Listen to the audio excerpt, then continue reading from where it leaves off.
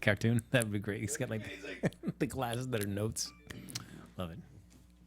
Is that me? Or you?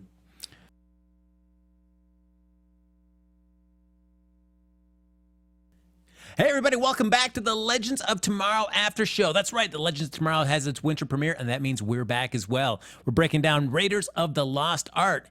What happens when George Lucas is the world's only hope? I mean, when isn't he, guys? Come on, let's do it. You're tuning into the destination for TV superfan discussion, AfterBuzz TV. And now, let the buzz begin.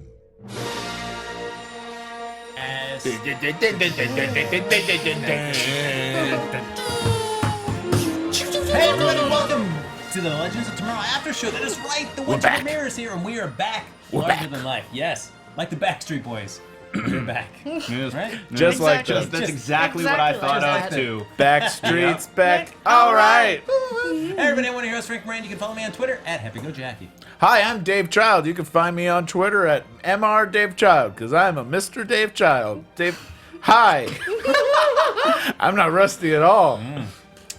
Hey guys, I'm Lacretia Lyon, so you can always find me at LACRETIALYON anywhere on the internet since there is only one. And be sure to play the drinking game that's been invented for me. Every time I say Malcolm Merlin, take a shot. Every time I mention John Constantine, take a shot. You will not make it far. Make You new are going to news. be drunk Yeah. at this Yeah. episode. I can't recommend anyone do this. No. That's not safe. That's not Someone safe made at it all. on Twitter. No, it's safe for nobody. I'm Lex Michael, all over social media at the Lex Michael, telling you what a bad idea that would be. Now, folks, as always, you can like us on Facebook, give us those 5 stars on Yum, iTunes. yum, yum, Lex yum, yum. Michael, he just subsides on those. Subsists. I slake my palate with 5-star reviews only. That's right. So please fill up that cup because it's running empty right now. You can also subscribe to the YouTube channel or also hop on the chat. Of course, Lucretia's got her computer right there. She's got the chat up and running. So share your thoughts about the season in general so far, or this episode in particular. Yeah, talk to us Yeah. about this episode. Now, what was it like coming back to Legends tonight? It was just like, seeing an old friend, putting on boy. a comfy pair of shoes. It's like, it's like putting on a warm pair of pants. Right out of the dryer. Straight out of the dryer, putting it on, be like, feels good. That's what it was. All right. I was like, uh-oh, Exactly did they like shrink that. in the heat? Or am I just expanding my waist? Well, one guy that we like. finally get to see, though, is our boy Rip Hunter. He's been absent for the majority of the first part of the season, and now he's Rip. back. Lex totally thought it was our fault he got fired. You were very critical of Yes. Rip in the first season. We. I said we. I said we. I did start hashtag Rip Hunter as a pussy, but All right. I will say yes. We were a little harsh on poor Rip in season 1, but I don't know. I was excited to see him back, and honestly, like Arthur Darvill for my money gets the MVP award this episode because I think he did really, really, really good work. oh yeah. Right. Well, there was stuff. One of the producers had an interview talking about that, and they realized one reason that he was gone for the majority of the season, that he was also heading back to the 3rd season there of Broadchurch. Yes. Yeah, Yes. that was the real reason. But also they realized that Arthur Darvill is such a fun and likable guy that it was certainly the first season they saddled him with such a morose storyline. His wife and child are died. He's going against this homicidal maniac throughout time. So I thought it'd be a great way to kind of also reboot him as well. Bring him back now. They can kind of rewrite him a little bit and kind of tweak him so he's doesn't have that heavy burden and they can brighten up his character. I think he needs to keep the hair. Yeah. Really? I think it's funny. Maybe tie it back into a man bun. Oh yeah, man bun. Come Oh, on. yeah. Someone's got to have it. Lin-Manuel took away his. There you go. You need to have someone with a man. Someone bun. needs to One pick guy up the to torch carry again. that torch Yeah. throughout time. Who will be the new man bun hero we Hashtag- deserve? Hashtag Not Rip the Man one Bun. we need, but the one we deserve. Hashtag Rip Man Bun. That's right. We do find out, though, that Rip Hunter, the way he was able to get off the Wave Rider, though, is that he has the Spear of Destiny. Everybody's been looking for it, and he's got it underneath the floorboard of the Wave Rider all along. So I wasn't here when you guys talked about the mid-season finale when they first name-checked the Spear of Destiny. So I don't know if this came up, but I remember before Batman v Superman came out, the first image that was released of Affleck Affleck in the armor suit holding that kryptonite-tipped spear, Right. people on the internet went crazy speculating that they may be introducing the Spear of Destiny into the movies. Of course, that didn't happen. And when that didn't happen, I went, well, of course they're not going to do that. That's like too far out there. That's too comic book esoteric. We're probably years away from getting that anywhere. You guys, I'm so happy. Well, and the Spear of Destiny wasn't a movie. It was the Constantine movie with Keanu Reeves. And guess what, guys? That's your first shot. Oh, man. I feel like you're doing this just to get people drunk. I think so. Actually, Yeah. who was it on Twitter? Let me give you a name check there. Who invented this game last night?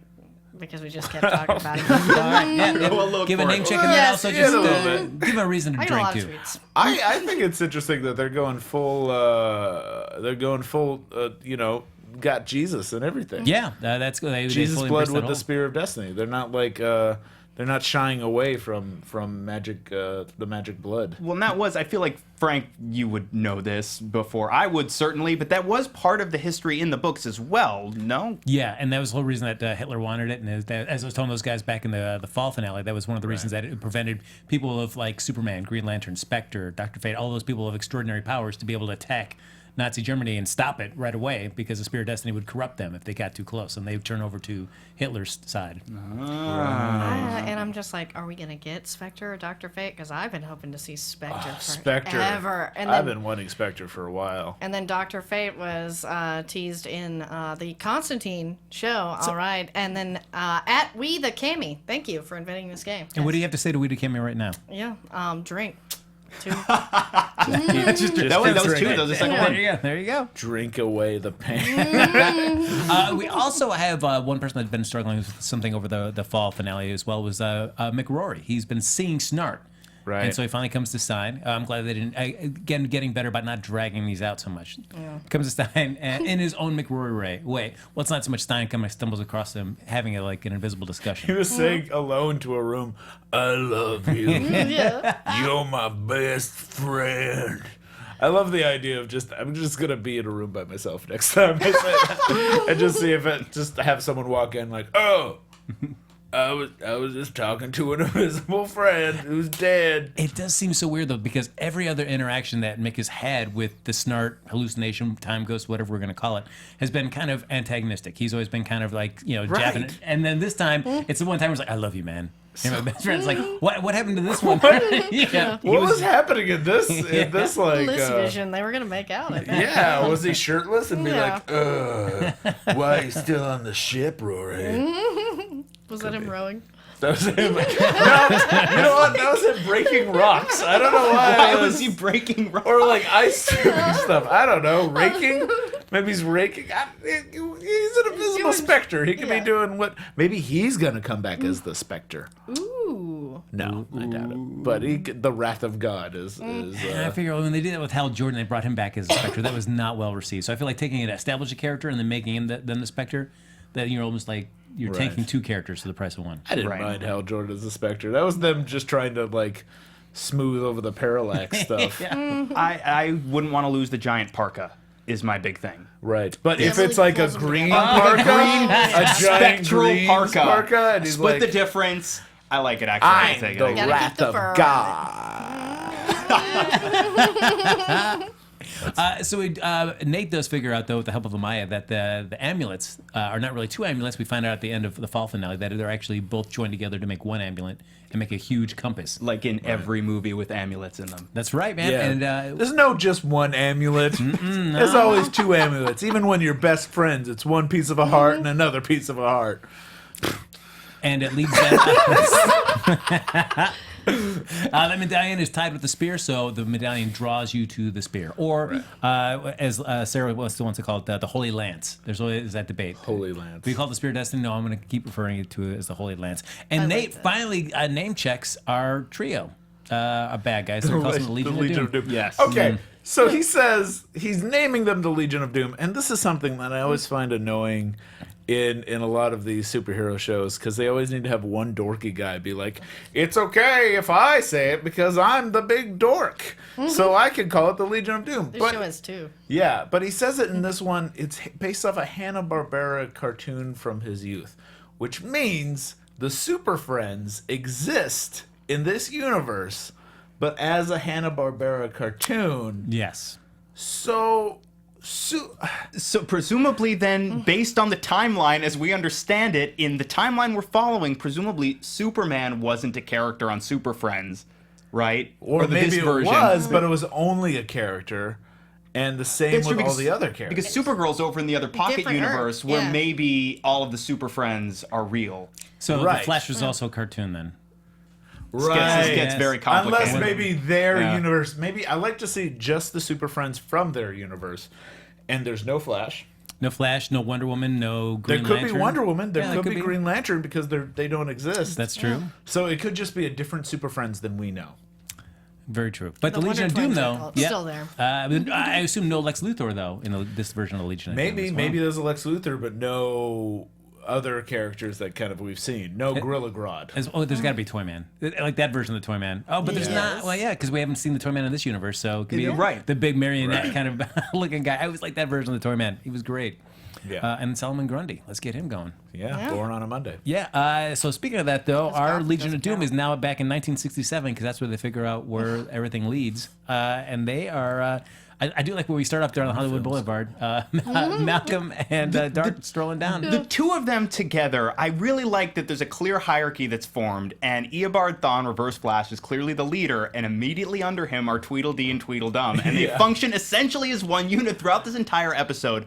More of this, less of everything else. And I don't just mean on this show, Right. I mean on every show that there is. They're like the Wonder Twins, but way cooler. Yeah, like I just want to party with these dudes. Oh, I want to go check out Sinatra Star. Well, we got stuff to do. We got to find this. I said after. God, I love their little banter. And so then we do find out that it's all leading now because they have one stop to make, and the Legends are following it to a film studio or to a college campus and shooting in a studio with the Legend sign on it. Where else could we go? And we get to see Rip's version of last season's events. Can I also just say, before we move too far from this Legion of Doom thing, about everyone in the show thinks Legion of Doom is a stupid thing to say, but they kind of go along with it. No one has said anything against Legends of Tomorrow, which they kind of accept as their name. So they think Legion of Doom is stupid. Legends of Tomorrow is perfectly fine. That's what we should be called. Yeah. I still, again, I know I'm going to harp on this. Go ahead, Lex. No, is it they're talking about the opening? Yes. I'm talking. So I don't know. My take on it then is through this prism, right? Maybe the nickname Legends it gets a pass because it's a bit of a self-flagellation. Because every week one of them goes, "Well, we're screw-ups and misfits, and we're not real good at anything. So don't call us heroes. We're legends, and we'll just have to find a way to live with that." But Legends is better than a hero. better than Yes, a hero. right. Exactly. I'm not saying it totally makes sense, but that's about as close as I can get to reconciling the two. Don't call us heroes. Call us something better. Yes, call us something legends. better than- What? All right. Yep. So Lex, I was thinking, Lex and Dave was thinking very much the same thing as you. Like, Right. Legends is better I than think heroes, like guys. Legion of Doom sounds pretty like a good name. Yeah. Legends of Tomorrow, Lovable Losers, I think is better or Yeah. something. I Or think Misfits. so. And I guess how is Legion of Doom objectively more ridiculous than League of Assassins? Yeah. Yeah. League of Assassins around Legion of Doom. It's just with it. All they need to do is like League of Assassins, dude. Anyways, let's move on. I still love the show. Yeah, Yes. this is And great. in fact, we're getting to the stuff that Dave really loves. Oh, I with this love it. episode, is because we get to meet Rip Hunter, or Phil, as he's called here on the show, back in 1967 Los Angeles. Yes.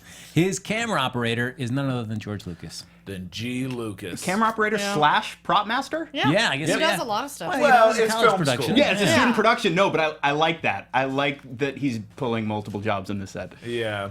Yeah, I for one, we discovered that George Lucas is maybe a werewolf because he does not know how to tame his beard, which I've seen old photos of George Lucas. He kept it tight. He kept it tight. So that was a little bit of a stretch. But so we reach a premise of this episode that George Lucas gets scared to make film, and it affects two members of the Legends in particular, and it starts to hurt their powers and abilities. Yep. Nate and Ray feel the effects. I mean, because if George gets scared, he doesn't make Star Wars, which was the inspiration for both. Well, Raiders was the inspiration for Nate. Star Wars was Right. the inspiration for Ray. And so if he doesn't make either of those films, then, although, I mean, because it was a collaboration between Steven Spielberg and George Lucas, so who knows? I was thinking Yeah. that the entire time, Yeah. but then I went, well, he didn't direct Empire either, and they specifically reference Empire. But I feel like Well, he created them. but without Lucas, I feel like Spielberg doesn't make the Indiana Jones movies on his own. I Yeah. feel like it was very much a 50-50 split. And Lucas wrote, Indiana Jones, or at least co-wrote it, I think. Yeah, I'll never forget Temple, or what was it? Temple of Doom? No, not Temple of The Doom. Crystal best Skull? one? Yeah, God, the fourth one. Oh, yeah. the Space Crystal Between Skull. Spaces, Aliens, Kate Yeah. Blanchett movie. Yeah. Yes. So good. But yeah, how do you feel swings about with the monkeys. when your childhood idol, your inspiration for being a hero, they don't do the thing that is your source of inspiration, and now you suddenly lose all the abilities and the knowledge that you got from that source of inspiration. I love how they're immediately dumber. Like that's how they start playing it. Is like because Star Wars and Raiders of the Lost Ark were not made, these guys became idiots. Like Yeah. that's what's funny. Because Ray, Yeah. I mean, at least seems like he talks normally, but Nate seems Yeah. like he's drunk every time he talks. Well, also, Get Nick him into becomes, serum. he becomes a yoga instructor Instructor. instead of, becoming a handsome archaeologist. Yeah, I love how he really said handsome archaeologist. Yeah, handsome, because it's true. Yeah. But also, it's... Okay, I like the concept. I actually think it was an interesting thing to play with because that is a very inspirational movie into all of our lives and into moving it. I kind of wish it wasn't just the two straight white guys that it affects, because it feels so much like all those nerds on online who say don't change Ghostbusters. Oh, the don't Ghost change Bros. this, Yeah. because it's going to literally ruin my childhood and ruin my life. That's exactly what actually happens in this episode, where it ruins their childhood and changes their life in general. So that kind of it bumped me a little, but it was still fun. I'm gonna get a lot of flack for this. I know I am. I actually I don't not see what you're saying. To me though, it's not like it. All right, it's not like adding ladies to Star Wars was a horrible time aberration All right, that they had to that's what I true. mean? Actually, that's better. It was like the thing that we loved wasn't they took it away from us and gave it to everybody and we're Yeah. dumb now. It those- never existed at all. those are the two characters that always are throwing out pop culture references, are always influenced by pop culture and Star Wars and all that stuff. So it does make sense.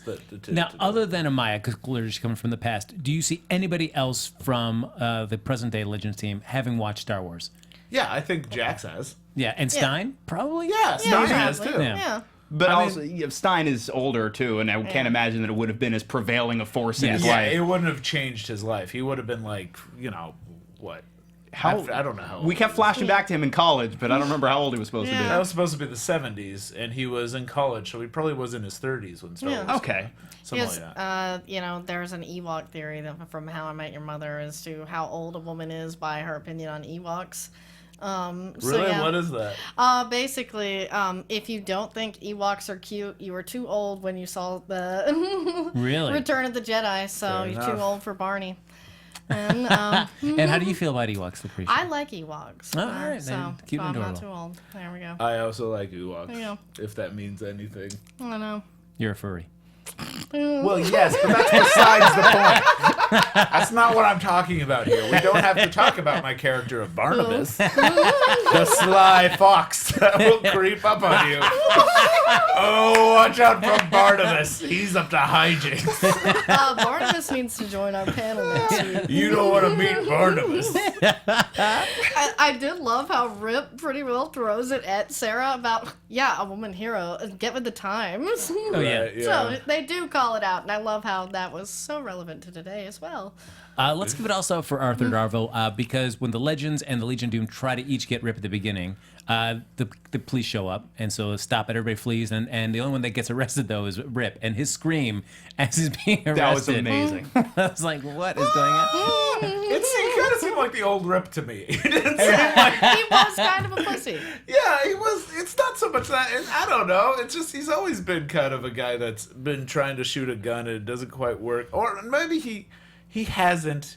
He's been a cool guy, or he just always feels like a guy who's trying to be cool in the previous season. So it was kind of nice to see him as someone who doesn't have to try. He just is kind of in over his head, because I think that fits more with the actor. But I kept wanting to look for the pocket watch, because it was so much, and I hate to be this guy again to go back to a Doctor Who episode, but it is a Doctor Who plot line that Doctor Who becomes a whole different person, becomes a human, because he keeps his Time Lord essence in a pocket watch. So I kept feeling like that was happening to Rip, because it happened to Doctor Who. In fairness, not if we're gonna count the rebooted Doctor Who and the original Doctor Who as one show, like one number of season, number of episodes, total number, they're a little bit like The Simpsons of science fiction. Right, yes. In that it's very hard to tell stories in this realm and not do something they've done before. Especially time traveling stuff, especially if you have like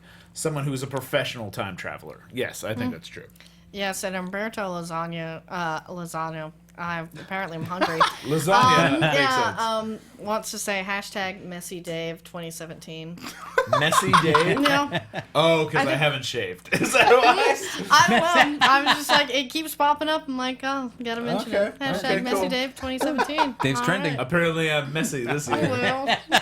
That's It's his always thing. on brand. Just like Tosh Point comes back with a new little hook for each of you, and you can just be Messy Dave. It'll be Messy Dave in 2017.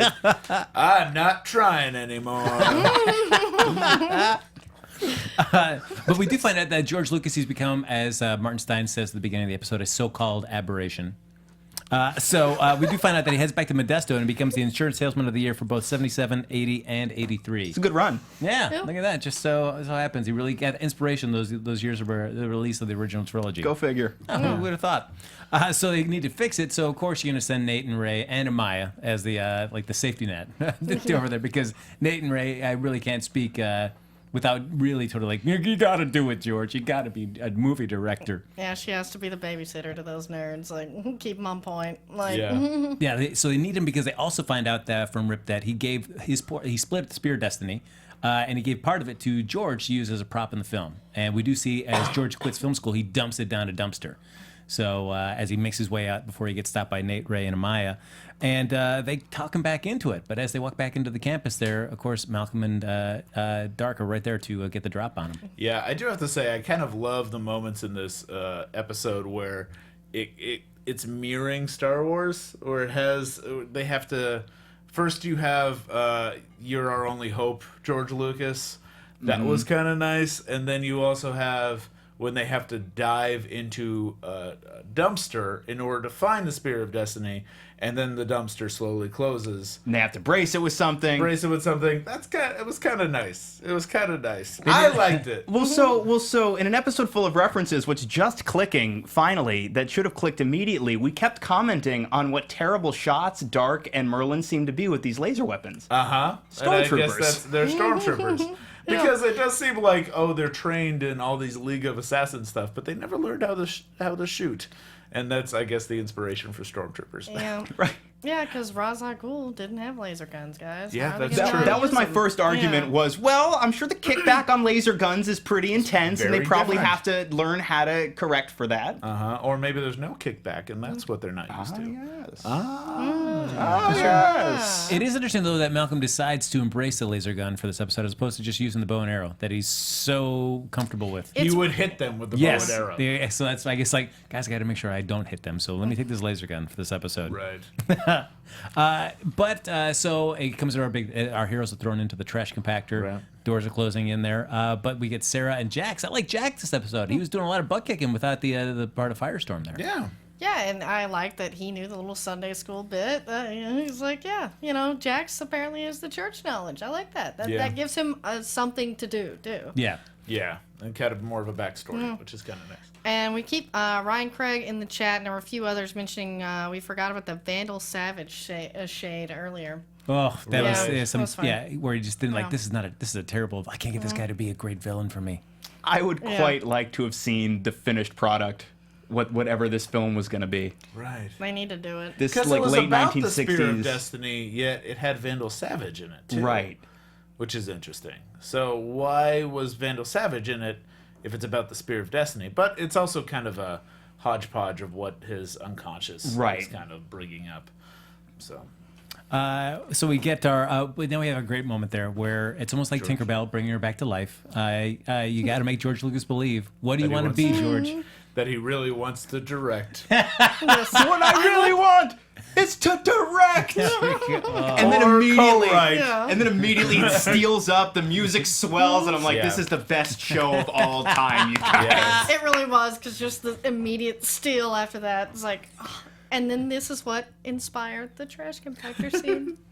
Where was the thing lurking underneath that drags one of them down, like a homeless guy or like a? I was really upset they didn't add that. And I do actually like the music in this episode a lot. I feel like they did some fun stuff where when they were taking Rip out of the police station, there was like a funky kind of 70s vibe going, and then as soon as you brought in the Legion of Doom, then it kind of became more techno-y and became more modern, and it kind of had a fun score to it. And then later when the Legion shows up and they walk up to George Lucas, there's something that was a little reminiscent of the Vader Empire theme in it. That kind of I noticed it this time around, and I don't usually notice music in shows like these, and so I thought that was kind of great. I did like how Malcolm was as they're making their way through the police station. We're just silently, just like almost like Hannibal Lecter. Yeah, That was so cool. Like we had a moment with this police officer character, and the last scene we saw him in, it was almost a little bit like, You and like then this guy. just quietly just slides the knife in and lets him drop, and I was like, oh goodness.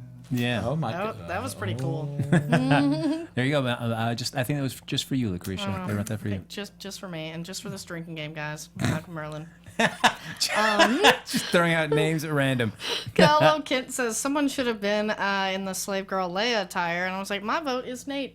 Yeah, Still, sure. I That's true. think so. I want Ray to Yeah. make a metal bikini that it also shrinks. Oh yeah, Oh, look at Right. that. I like that. So he's just flying around in a little metal bikini. The true mini bikini. And I did like when Dark goes up to George Lucas, like, this is the most important question in your life. Where's the city dump?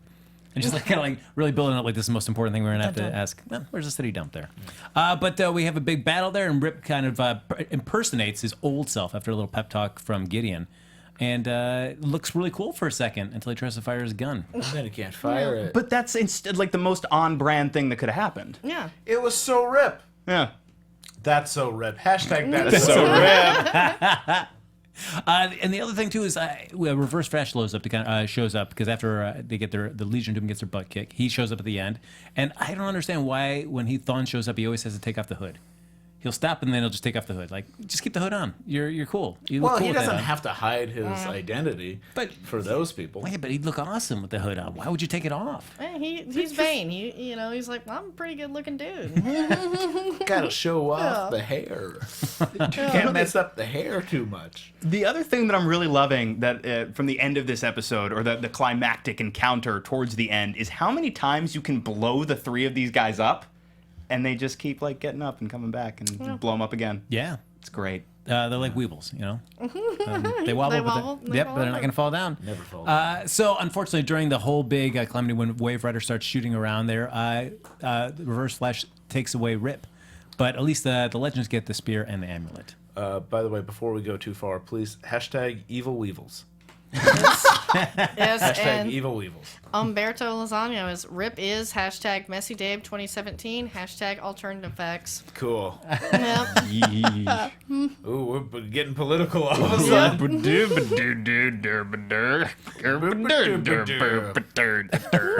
That's what you tune into this Just- program you for. just destroyed Lex. Yep, he's broken, guys. I have a protocol built in to just shut the system If down it becomes whenever we political, he will shut down. So of course Sarah's down in the dumps because she's the leader of the team, and she, the goal is to always bring everybody back, and she doesn't have Rip. But Jax gives her a nice little pep talk, and gives her not a promise but a prophecy. Yeah. That was nice, church actually. That stuff. was a nice little bit of writing right Yeah. there.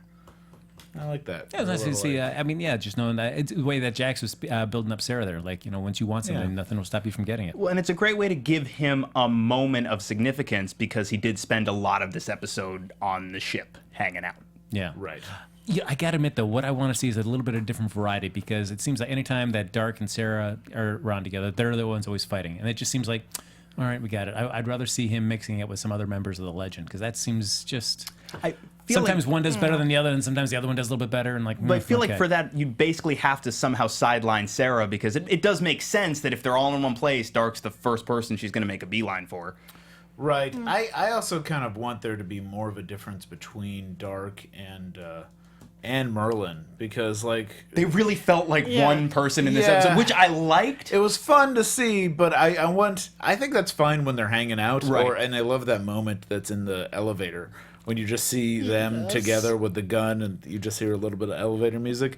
It was a nice like little quiet moment, but I kind of want to see Dark fight differently than Merlin. I want there to be different abilities or Yeah, something. because on Arrow they were very different. I mean, basically, But Dark had superpowers yeah, at that he, point he too. was magic, and then Merlin was the magician. But it's still like you're more of the dark archer here. It makes some sense that if Malcolm's not going to be using his bow, depowered Dark basically falls back on the exact same training Merlin has. So it makes sense there'd be some similarity. But then again, after they were in the league at roughly the same time, they went their separate ways and clearly had many, many adventures where they must have picked up a thing or two separately.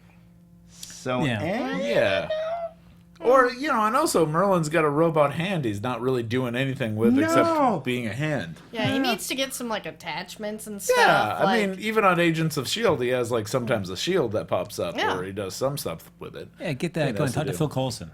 Yeah, talk to that guy. Ash versus Evil Dead. He still does stuff with it sometimes. Or switches it off for a chainsaw. Yeah, Katana, like a katana hand. That'd be pretty Think cool. about it. Or he has like a bow hand. A bow hand. Oh yeah. Oh, that'd be great. Or it's like Aquaman's old hand No, that he I always thought that was so ridiculous because, like, With the hook? yeah, where he had it on all the time. And I was like, how do you just? That was great. Of course he had a hook. He was of the sea. It also extended. It was like a harpoon. Yeah, you could shoot it off. Yes, I liked it better when he got the hand where he could Mold morph it into different stuff. Yes, I thought that was better use because, like, why is it always just a hook? Right. It was fine, I guess. The other subplot we have of this episode, though, is, of course, Mick seeing Snart, as we've been talking about. So Stein figures out that there's been a device planted at his head from back in his time when he was with the Time Masters, and that's attuned to Snart's essence, I guess, since he kind of was detonated and he's like a time ghost. I do. But it turns out. No, go. I was gonna say, but that turns out to be a little bit of a red herring because it hasn't been on this entire time. That's right. I do like, though, that we have not completely forgotten about this massive event in Mick's life from last year. Yes. Now, are you guys buying that this is all just in Mick's head, or do you think there's still something to the original theory? I think there's still something there, and I think we're leading up to it. But it's I am curious to see how he's going to come back, because I believe he's going to come back as a Legion of Doom member. Yeah, that's what it was said at Comic-Con when they announced it. That's what's so odd about how they've really only had him featured in that one episode, and we're still seeing he's a time ghost, he's not a time ghost. Where are we going here? I think I know exactly where we're going, and I'm going to predict the Spear of Destiny is going to be the thing that they use to bring him back. Since it rewrites reality, you could do anything you want, not to worry about time being affected. And that's what Mick will pick, his best buddy back. There you go. He just wants his friend back. No, that'll be true, because I guess if Mick also didn't have, because I assume you need all three pieces of the spear to be able to work. So the Legends have one. There's still two more pieces out there. Right. So all So what assembled do they together, have? Because it isn't the tip, from what I can tell. Just the tip. It just- yes. Is it just Yeah. the tip? Well, it looked like a splintered off Just piece the of. tip. We were Just an gonna, old piece of wood? just gonna whistle past it. We're just. Just It gonna looked go like sauce party. it looked like a shard type of thing, or like maybe you like put them back together like a puzzle Yeah. Yeah. in Some Scotch tape. in this shape. Right. Thank you. And then we make gifts. I'm just talking about Talking about Shaft. just talking about damn straight. So we end the episode, though, with Rip in captivity with the Legion of Doom and a bunch of torture implements next to him. And, of course, it's not going to be a Reverse Flash doing it. It's going to be our boys. Tweedledum walking and together. Tweedledee. Yeah, just entering from the shadows side by side as one. Holding hands. They're just adorable guys. So what do we think now? I mean, our first episode there from the winter premiere. How, are you guys excited where we're at right now? Has enough been revealed and kind of set up to get you excited for the rest of the season? This episode brought me so much excitement because, all the little Star Wars stuff. And, I just love this show. It's so ridiculous, but it's fun. It's so dumb. Like, it's so... What? And I say that as a compliment because I think it's wonderfully dumb, and it knows that it's dumb, and it really just like it uses it. They're about to break out shark repellent spray at any moment, and I love that about this show. I think it's campy and fun, and it does very stupid choices, and it embraces that. I love it. I'm very excited for this season. I think it's going to be great. Agreed completely. I watched this episode like I watch every episode of this show, just a huge dopey grin on my face. While we started speculating what we want to see for the rest of the season, we might do a little predictions, speculations, thoughts, comments. Ooh. Your AfterBuzz. See, Umberto was just added today. It was a meta geek feast. I'm like, meta geek feast. I like that. Now, next week's episode, according to the interview that I was reading with the producer there, is going to be a nice spotlight on the Legion of Doom, kind of figuring out from their point of view about everything that's been happening this season, which I think is going to be really nice. Cool. To be able to kind of establish like what they're all wanting, because we know what Merlin and Dark want, certainly, but we still don't know what the Reverse Flash's game is with the Spear of Destiny, or what they're trying to do with the Spear of Destiny. So that'll be nice to see. I really like how this season's been progressing, though, where we've been finding out like what they want to do, since they've been playing with all these bad guys we very much know because they're from different TV shows that we watch. So seeing them kind of all together, I want to know more about what they're trying to change and why. I think we're also going to get next episode. It looks like they're going to try to turn Rip back into Rip, and I think they're going to do that through torture somehow. They're going to rip. They're going to rip up Rip. I wonder if it's going to be like torture, or they still need to get the all three pieces of the spear, and then that could help reestablish. They're going to torture Rip. They're going to rip up Rip no matter what. Got to rip him up. Got to rip it up. Why don't they just read the Hashtag rip it script? up. Just read the script, guys. Just read that script. Yeah. Can we non-lethal that weapon. really bizarre Oh my moment. God! What happened to Jax for like that one moment where all of a sudden he's like, I don't know what this is. What is this non-lethal weapon? And I'm like, it's a script, dude. Just open it up. That almost just felt like just a weird line reading to me. Yeah, it was, or I don't know what it was. It just seemed like it was straight. I guess it was a weird line reading, but I remember that moment happened and we all looked at each other like, what? Yeah, why not just call it a script right out of the gate? You hit me with this script. That would have been good. I think I would have at least, instead of cover, I'm like, I don't know what I have to pretend I don't know what this is. What is this rolled up wad of paper? Anyways, predictions is I think we're going to get the Spectre. I think we're going to get Green Lantern. I think we're going to get Solomon Grundy. They're all going to come together, and Lex Luthor's going to be there too. Can't wait. Well, that's a lot of predictions, Dave. Weirdly hostile. I know. I can't wait for next week's episode where we get to learn all about the Legion of Doom, since, I'd totally join that team instead. Who's on that team again, Lacretia? Yeah, Malcolm Merlin, guys. Gotcha. All right, just checking. One more drink. Yeah.